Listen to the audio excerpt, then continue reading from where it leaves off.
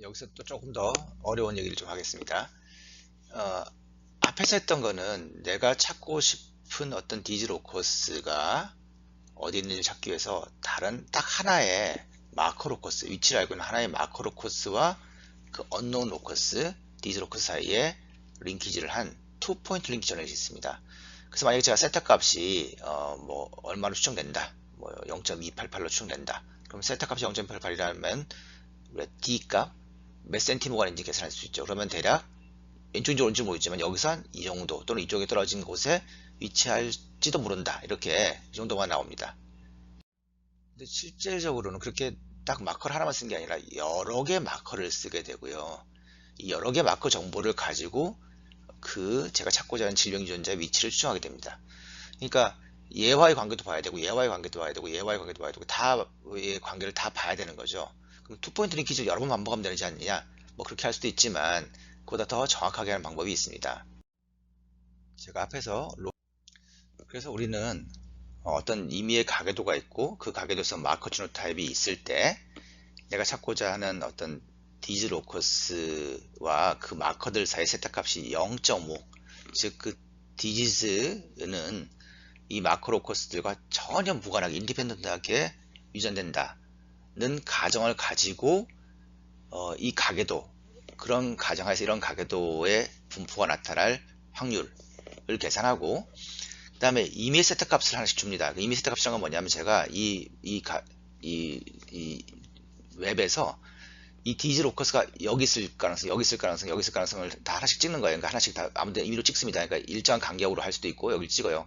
제가 만약에 여기에 디지 로커스가 있다고 칩시다 라고 하면 이 값을 통해서 얘와 각 마커 로커스 사이에 D 값이 나오겠죠. D 값이 나오면 다 각각 세타 값이 나올 겁니다. 그렇죠? 얘와 얘 세타, 얘와 얘 세타, 얘와 얘 세타 값이 다 나오겠죠. 그래서 그런 세타 값들을 가졌을 때 그러니까 얘와 얘가 리컴비네이션 일어날 확률이 뭐 0. 뭐 2, 얘와 얘와 리컴비네이션 일어날 세타 값이 0.37, 얘와 얘는 0.45. 자, 이런 가능성을 가지고 이 가계도가 나타날 확률을 계산하면 그게 요 포인트에서의 로드 스코어 값이 됩니다. 자, 다시 요 포인트를 놓고 그러면 분모는 똑같은데 분자가 다시 여기 질병 놓고서 있다면 얘와 얘의 세트값, 얘와 얘의 세트값, 얘와 얘의 세트값이 또 바뀌겠죠. 그런 세트값을 가정하고 이런 가계도가 나타날 확률을 다 계산합니다. 그러면 이게 각 포인트마다 이 로드 스코어 값을 계산할 수가 있어요.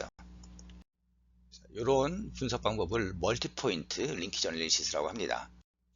자, 이건 뭐 굉장히 전문적인 얘기여서 뭐 유전학을 전공하는 대학원생 아니면 굳이 알 필요는 없습니다만 조금 설명을 드리면 이 멀티포인트 링키지 어널리시스를 하는 그 아까 제가 설명한 것이 생각보다 좀 복잡합니다. 그래서 그거를 실제로 컴퓨터로 수행하는 알고리즘이 몇 가지가 있는데요.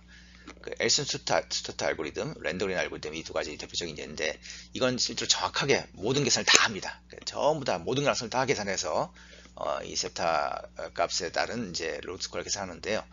다만 이제 계산량이 엘슨 스투어트 알고리즘 같은 경우는 사람이 늘어나는 거에 따라서 이 계산량은 리니어하게 증가하는데 마커스가 늘어날 때마다 이게 익스포넨셜한테 늘어나기 때문에 조금만 마커 수가 많아지면 쓰기 힘듭니다. 그래서 마커가 8개 미만일 때, 그러니까 작은 마커일 때 쓸 수 있고, 대가족에 쓸 수 있지만 마커 작을 때 쓸 수 있고요. 또 이제 뒤에 잠깐 말씀드리겠지만 이게 우리가 모든 지노타입이 다 정확하지 않고 지노타입이 빠져 있거나 이렇게 미싱돼 있을 때 영향력이 상당히 큰 그런 이제 단점이 있습니다. 랜더그램 알고리즘을 쓰는 여러 가지 프로그램들이 있는데 이 랜더그램 알고리즘은 마커에는 리니어하게, 그러니까 마커 수가 늘어나도 리니어하게 계산량이 증가하니까 뭐 큰 부담은 없는데 다만 이건 가계가 커질수록 그 계산량이 엄청나게 늘어납니다. 그래서 이 한 가계도의 숫자가 16명보다 커지면 정말 힘들어요. 그러니까 정확하게 얘기하면 넘파운더 곱하기 2 빼기 파운더 숫자가 16보다 작을 때 쓸 수 있고 이게 보다 커지면 상당히 문제가 있습니다. 그리고 이제 실제로 대가계로 많은 알고리즘을 쓴다고 한다면 이 둘 다 적절치 않고 시간이 많이 걸리죠. 그래서 그때 이제 MCMC 방식으로 추정하는 겁니다. 추정. 실제로 모든 걸 다 계산하지는 않고 대략 이럴 거라고 이제 추정하는 방식이고요. 그래서 이거는 굉장히 큰 가계도에 많은 로컷을 대상으로도 쓸 수 있는 그런 방식이 되겠습니다. 이건 실제 저희가 연구한 결과의 예를 보여드린 겁니다. 이 몽골에서 저희가 한 1300명 정도의 그 샘플링을 했고, 그 중에 어떤 가게는 한 가게에 뭐 몇백 명 있을 정도의 큰 대가족이었습니다. 근데 그 대가족을 가지고 링키 저널리스, 그러니까 안압에 대한 링키 저널리스를 한 건데요. 한 마커는 전체적으로 한 400개 정도를 썼고요. 그러니까 마커가 숫자가 많고 가게가 크니까 이 앞에 두 이그젝트 알고리즘을 쓸 수는 없고 MCMC 알고리즘을 쓴 거고요. 그렇게 해서 이제 이 표시가 된 것들은 저희가 썼던 마커들의 위치고, 실제로 세타 값은 요 각 사이사이 점들 하나하나 찍어가면서 대략 얼마 간격으로 쭉 전체 크로모좀 전체를 예를 들어 몇 센티미터 간격으로 쫙 찍어가면서 여기 있을 확률을 다 로드 스코어를 계산한 겁니다. 그래서 그렇게 해보면 가장 높은 로드 스코어가 이 크로모 7번의 이리전에 대략 한 2에서 3 차이 값을 가지는 것을 볼 수 있습니다. 그래서 이걸 보면 안압을 결정한 유전자가 대략 이 부위에, 근데 2에서 3 사이니까 확실한 건 아니고 서제스티브, 상당히 높은 가능성으로 있을 것 같다는 그런 예측을 할 수 있습니다. 사실 이게 대학원 수업이니까 여러분들하고 같이 실습을 하면 참 좋은데 시간 관계상 실습을 하긴 힘들고, 간단하게 실제 컴퓨터로 어떻게 하는지의 어떤 방식만 좀 설명드리겠습니다. 링키지를 하는 여러 가지 프로그램들이 있는데요.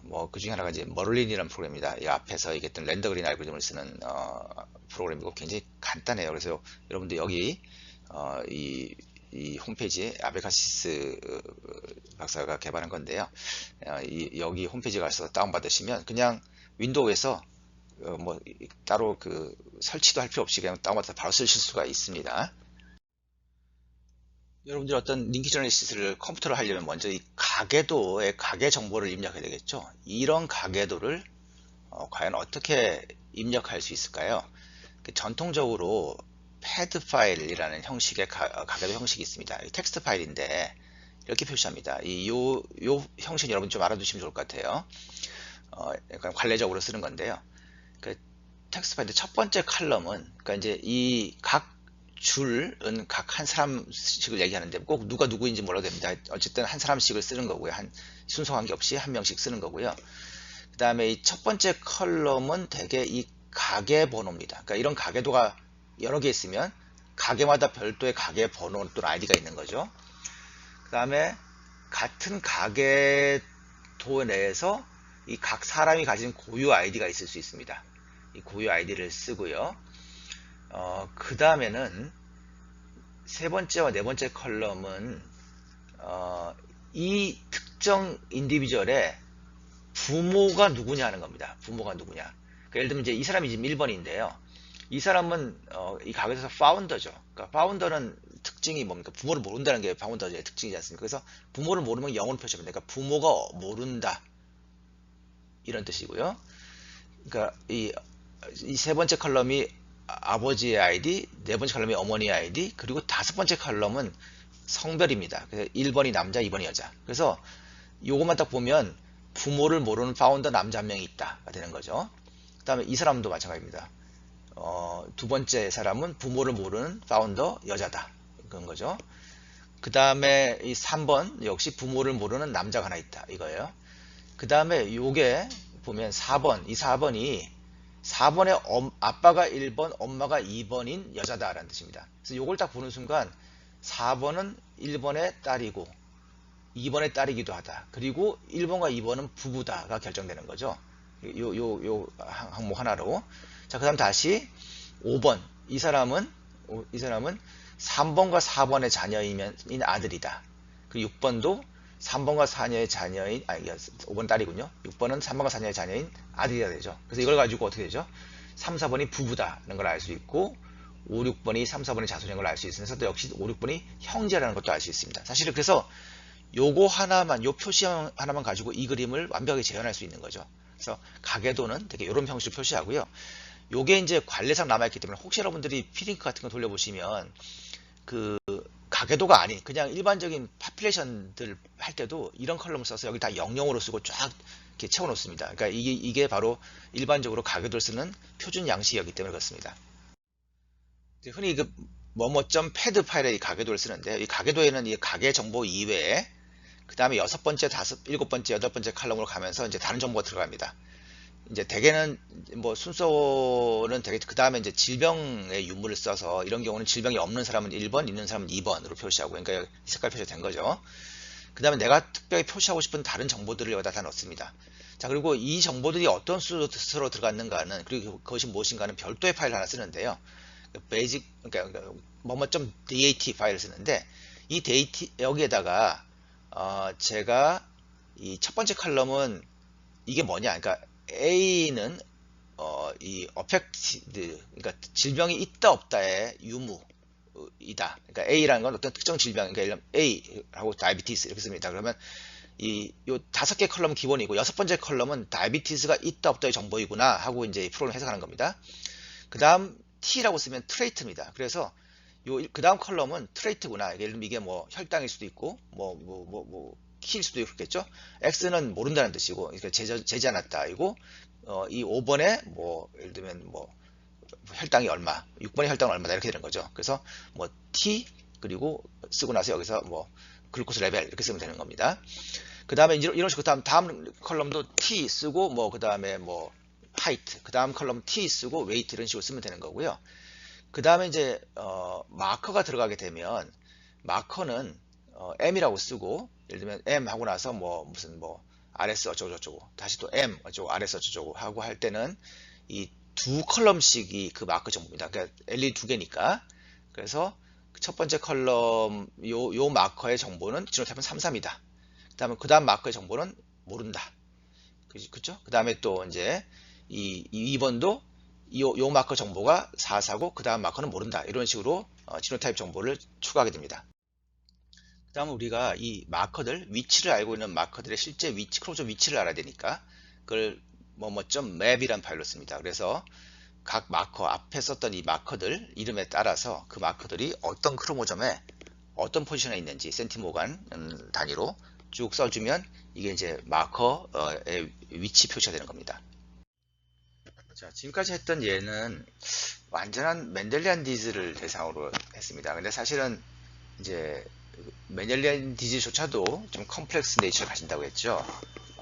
로커스 헤테로지네티, 알렐릭 헤테로지네티, 피노카피 등등등. 그런 경우는 그럼 어떻게 핸들할까요? 물론 이제 우린 가계를 대상으로 하기 때문에 한 가계 내에서는 로커스 헤테로지네티나 알렐릭 헤테로지네티는 크게 영향을 안 미칠 거라는 가정을 할 수는 있습니다. 어쨌든 인컴플리트 페니트런스나 피노카피는 생각을 해야 됩니다. 이제 그럴 때 우리가 컴퓨터에다가 어차피 컴퓨터 계산할 때 그것들을 반영하는 방법이 있습니다. 그게 페니트런스 펑션이라는 값을 넣어주는 건데요. 페니트런스 펑션이라는 값은 뭐냐 하면 디지즈 엘리를 몇 개 가졌냐에 따라서 질병에 나타날 확률을 얘기하는 겁니다. 자, 디지즈 엘릴 우리가 엘릴이 두 개인데 그 중에서 몇 개가 디지즈 엘릴이 있냐 하는 거죠. 디지즈 엘릴은 0 없거나 1 하나 헤테로로 가지거나 2 호모로 가지거나 셋 중에 하나죠. 각각에 대해서 질병에 걸릴 확률을 계산하는 겁니다. 예를 들어서 우리가 컴플리트 페니트런스를 가지는 오토조말 도미넌트 디지라면 이렇게 얘기할 수 있습니다. 디지 엘릴이 없을 땐 절대로 안 걸리고 하나만 있어도 100% 걸리며 두 개 있어도 여전히 100% 걸린다. 즉 이렇게 써주면 이게 바로 오토조말 도미넌트다 하는 거 같은 뜻이 됩니다. 오토조말 리세시브는 어떻게 써줄 수 있을까요? 오토조말 리세시브라면 디지 엘릴을 안 가지고 있거나 하나 가지고 있을 때는 절대로 질병에 안 걸리고 두 개 가지고 있으면 100% 질병에 걸린다. 이게 바로 오토조말 리세시브 디지다 하는 뜻이 되는 겁니다. 만약에 인컴플리트 페니트런스를 가지고 있다. 즉 디지 엘리를 가진다고 하더라도 꼭 질병에 걸리는 건 아니다 라고 해서 그래서 디지 엘릴이 없는 경우는 절대 안 걸리지만 하나 있어도 한 80%는 질병이 나타나고 20%는 질병이 나타나지 않는다. 예를 들면 안젤리나 졸리의 케이스처럼 또는 뭐 두 개 다 가지고 있어도 한 10%는 안 나타날 수 있다거나 이런 식으로 표시해주면 인컴플리트 페니트런스가 있다는 뜻인 거고요. 피노카피가 있을 경우는 이렇게 쓸 수도 있습니다. 디지 엘릴이 없어도 한 5% 정도는 질병이 나타날 수 있다. 자, 이런 식으로 우리가 피노카피나 인컴플리트 페니트런스 정도를 우리가 알고 있다면 또는 유추할 수 있다면 이 값을 집어넣고 이 값을 반영해서 링키지를 계산할 수 있습니다. 물론 그건 컴퓨터가 알아서 해줍니다. 그러니까 우리가 할 일은 이 모델을 잘 세워주는 거죠. 이것만 세우면 이게 옵티멀 도미넌트냐 리세시브냐 뭐 이런 것들 다 얘기해 주는 거니까 이 페니트런스 펑션을 잘 세우기만 하면 좋은 결과가 나올 수가 있습니다. 그래서 다시 컴퓨터 실습으로 돌아가서 우리가 이 가계도를 가지고 링키지를 하려면 일단 모델을 얘기해 줘야 됩니다. 이게 도미넌트냐, 뭐 리세시브냐, 또는 페니트런스가 뭐 얼마냐, 뭐 피노카피 있냐 없냐를 설명해 줘야 되죠. 그래서 그런 걸 설명해 줘야 되는 페니트런스 펑션을 넣어야 되고요. 또 하나 더 중요한 건 이제 엘리 프리퀀시를 넣어줘야 되는데 이건 왜 그러냐면 가끔 이렇게 측정이 안 된 경우 또는 피노타입을 모르는 경우도 있습니다. 피노타입을 모르는 수도 있죠. 그러면 컴퓨터는 사실 모른다 그러면 어떻게 생각하면 그러니까 확률을 계산합니다. 그러니까 이 엘리 프리퀀시를 가지고 이 사람이 그 질병을 가지고 있었을 확률을 계산해 주기 때문에 디즈 엘리 프리퀀시도 우리가 넣어줘야 됩니다. 그래서 디즈 엘리 프리퀀시와 페니트런스 펑션을 넣어주고 이게 만약 0, 1, 1이면 완전한 오토조말 도미넌트 디즈라는 뜻이겠죠. 그럼 0.0001 하고 이렇게 해놓으면 아주 그 낮은 레벨의 피노카피 또는 이제 그러니까 미스 다이그노시스가 있을 수 있다. 이렇게 하고 이제 계산을 할 수 있는 겁니다. 이렇게 해서 이 모델을 넣고 돌릴 수 있습니다. 실제로 돌리는 예입니다. 뭐 이런 프로그램 만드는 사람들 그렇게 친절하지 않아서 윈도우 방식은 아니고요. 이렇게 다 타이핑해서 커맨드 방식으로 해야 되는데 이건 실제로 멀린 그 홈페이지에 가보시면 거기에 이제 있는 실례 를 가지고 돌린 겁니다. 멀린 프로그램을 돌리는데 데이터 파일은 이 파일, 패디그리 파일은 이 파일, 맵 파일은 이 파일, 그리고 모델 파일은 이 파일을 써가지고 돌려봐라.